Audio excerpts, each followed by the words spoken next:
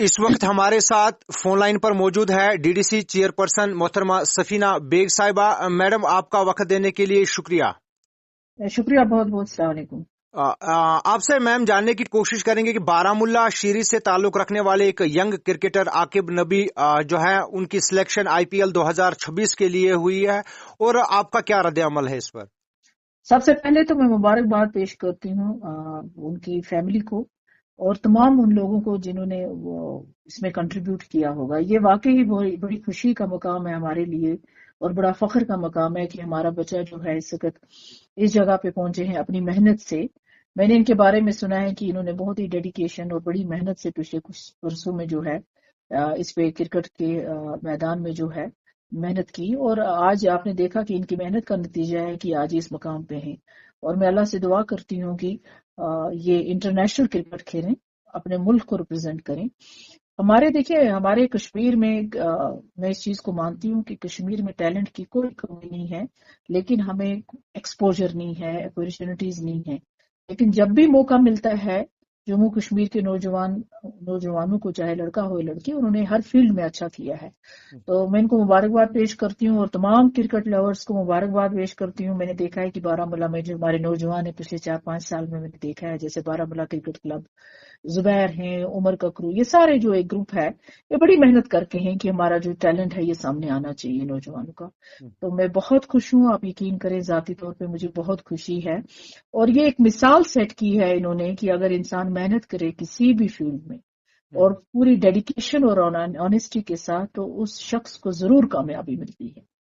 تو ہمارے جو نوجوان ہیں ان کے لیے ایک ایگزامپل ہے کہ جب عاقب نبی ڈار یہ کر سکتے ہیں تو آپ بھی چاہیں اگر محنت کریں تو انشاءاللہ آپ بھی کریں گے. چونکہ یہاں پر میں آپ سے جاننے کی کوشش کروں گا کہ کھیل کے میدانوں کی خاصی کمی ہے اور اس طرح کا نظام نہیں ہے جس سے ہمارے نوجوان اپنی صلاحیتوں کو بروئے کار لا سکے. اس پر آپ کا کیا رد عمل ہے؟ میں نے پہلے آپ سے کہا کہ ہمارے پاس بڑے لمیٹڈ ایکسپوجر ہے یہاں پر, لیکن اس کے باوجود جو پچھلے 4-5 سال میں کام ہوا, آپ نے دیکھا ہوگا کہ ہم نے فٹ بال کے لیے جو LG صاحب سے ہم نے لیا تھا یہ گراؤنڈ, وہاں پر جو لاسٹ ٹائم وہاں کچھ پرابلم بھی ہو گئی تھی. بڑی محنت کر کے 3 ہی ہوئے تھے جموں کشمیر میں, ایک ساؤتھ کشمیر کے لیے اور ایک جموں کے لیے اور ایک ہمیں جو ہے بارہمولہ کے لیے سینکشن ہوا. تو اس طریقے کی اسی طرح بپن راوت اسٹیڈیم ہے, اس پہ بھی بہت کام ہوا پچھلے 3-4 سال میں.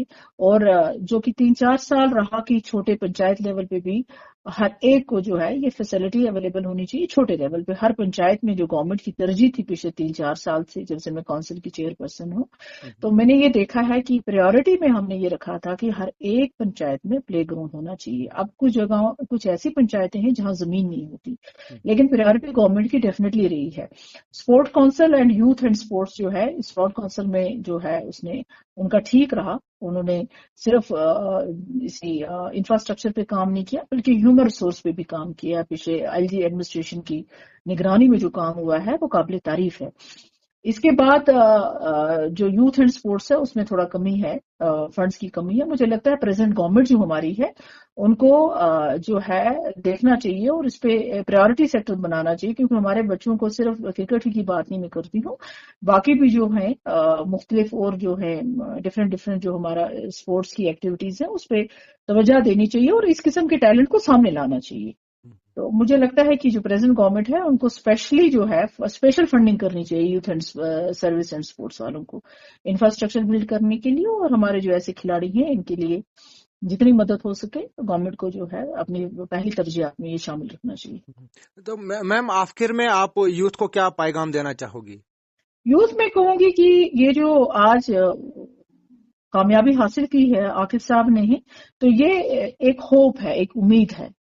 تو امید کا دامن نہیں چھوڑنا چاہیے اور پازیٹیوٹی کی طرف اپنی انرجی کو یوٹیلائز کرنا چاہیے. جیسے کہ آپ جانتے ہیں کہ پچھلے 30 سال سے جو بدقسمتی سے ہمارے یوتھ کے ساتھ ہوا ہے اس کی وجہ سے ہمارے بچے بہت ڈپریشن میں ہیں, ڈرگس میں ہیں.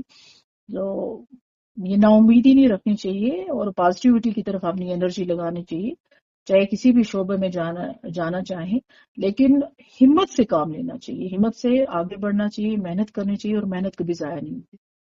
میم آپ کا بہت شکریہ وقت دینے کے لیے. شکریہ بہت. السلام علیکم.